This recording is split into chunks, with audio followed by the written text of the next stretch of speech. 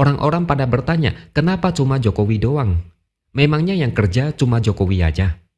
Seharusnya sepaket terima kasih kepada pemerintahan Pak Jokowi dan Maruf Amin atas pengabdian selama 5 tahun. Tapi yang muncul selalu Jokowi lagi dan Jokowi lagi.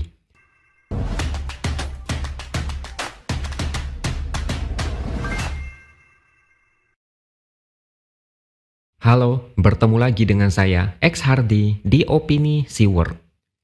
Jokowi sebentar lagi bakal lengser, hanya dalam hitungan hari. Tapi entah kenapa sikap yang dia tunjukkan belakangan ini malah seolah tidak bisa move on. Seperti yang kalian ketahui, dulu ada wacana perpanjangan masa jabatan presiden sampai 3 periode. Tapi gagal. Beberapa menteri mendukung. Dan meskipun Jokowi sempat tegas menolak, tapi kita semua tahu siapa biang kerok di balik semua ini. Mana mungkin menteri berani melontarkan wacana sensitif jika tidak minta izin sebelumnya dengan atasan. Seperti kalian yang misalnya karyawan atau bahkan manajer perusahaan, apakah berani melontarkan isu sensitif yang mempengaruhi perusahaan tanpa seizin atasan? Memang pada akhirnya keinginan itu menjadi gagal karena rakyat marah besar. Oposisi ikut mengompori sehingga situasi makin panas. Tapi ini adalah tanda ada pihak-pihak yang sebenarnya haus kekuasaan. Sudah kecanduan dengan kursi empuk sehingga tidak mau melepaskan begitu saja.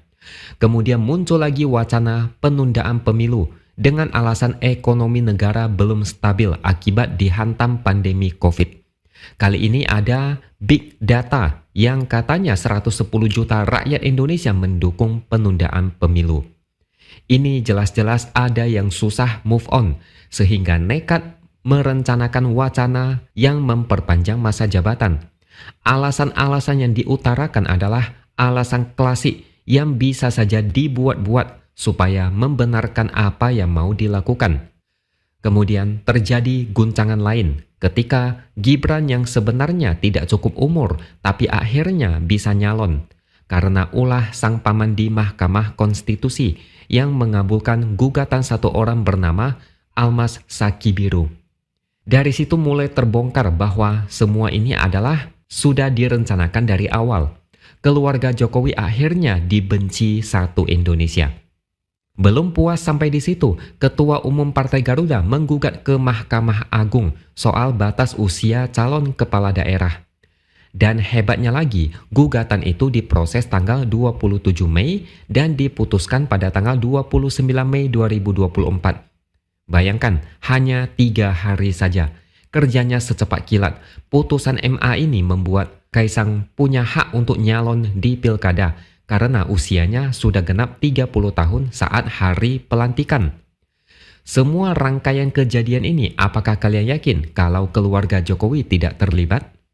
Masa sih keluarga Jokowi, anak-anaknya super laki, bisa seberuntung itu? Seolah alam semesta berkonspirasi dan berkomplot memuluskan jalan politik anak-anak Jokowi. Semua itu bukan kebetulan, pasti sudah direncanakan dari dulu dengan modal muka tembok sehingga tidak mau tahu protes dari rakyat.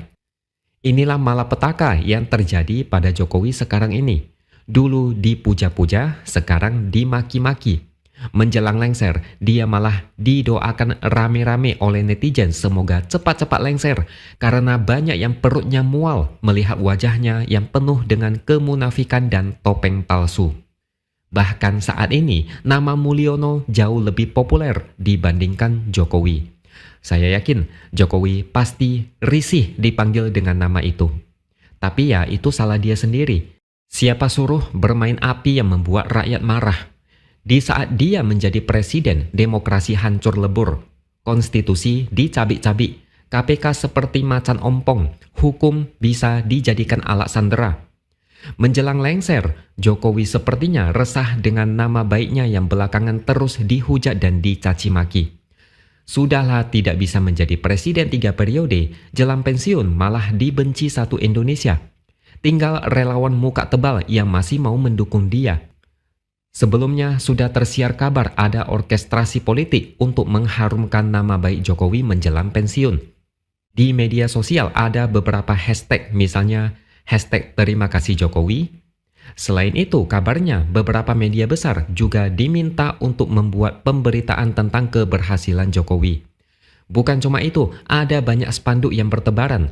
Salah satu yang paling banyak adalah spanduk bertuliskan "Terima kasih Jokowi, selamat bekerja Prabowo Gibran 2024-2029". Ada karikatur gambar Jokowi, Prabowo, dan Gibran. Ada juga spanduk dengan foto Jokowi dan Iriana dengan tulisan "Terima kasih Pak Jokowi dan Bu Iriana. Teruslah menjadi guru bangsa". Kalau kalian jeli, ada satu kejanggalan yang sama di semua spanduk itu. Tidak ada nama Wakil Presiden Ma'ruf Amin. Orang-orang pada bertanya, kenapa cuma Jokowi doang? Memangnya yang kerja cuma Jokowi aja? Seharusnya sepaket terima kasih kepada pemerintahan Pak Jokowi dan Ma'ruf Amin atas pengabdian selama 5 tahun. Tapi yang muncul selalu Jokowi lagi dan Jokowi lagi. Tapi ada beberapa spanduk itu mencantumkan nama Projo. Meskipun katakanlah itu dari relawan, tapi tidak etis kalau menelantarkan seorang wakil presiden. Seolah pemimpin pemerintahan itu cuma presiden. Pendukung Jokowi apakah sama sekali tidak menghormati wakil presiden? Majalah Tempo sudah membuat sebuah ulasan tentang sebuah operasi untuk memoles citra politik Jokowi. Di situ dikatakan bahwa Jokowi menginstruksikan kementerian dan lembaga terkait untuk membuat kampanye pencitraan menjelang lengser. Ada kontrak miliaran rupiah ke media massa. Belakangan ini, pidato menteri, konten media sosial, dan berita media massa terkesan berlomba membangun citra Jokowi dengan memberikan pujian kepada kebijakan dan program Jokowi selama 2 periode jadi presiden. Budi Aris Setiadi, yang juga ketua umum Projo, dia mengaku mengerahkan anak buahnya di kementerian maupun Projo untuk menyerbu media sosial dengan narasi pencitraan Jokowi. Jadi spanduk-spanduk terima kasih Jokowi yang tidak ada Ma'ruf Amin, apakah itu juga hasil instruksi dari Jokowi?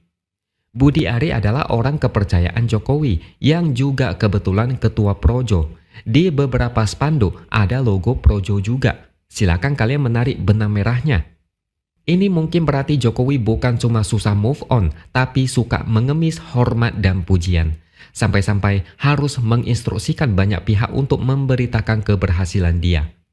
Jokowi sepertinya khawatir di saat lengser, dia dijelek-jelekkan dan akhirnya dilupakan dengan cepat. Makanya dia mengemis ucapan terima kasih secara besar-besaran lewat baliho, pemberitaan media dan postingan di media sosial.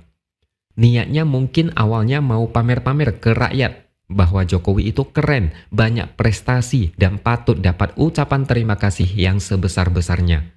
Tapi malah kena sliding dan dihujat habis-habisan karena tidak ada nama wakil presiden. Seolah Jokowi itu rakus, mau makan semuanya sendiri. Tapi kalau kita bicara tentang Jokowi dan keluarganya, sulit untuk tidak mengatakan rakus. Ambisinya sangat keterlaluan. Sampai-sampai satu negara dikorbankan dan rakyat kena imbasnya tapi tidak dapat apa-apa.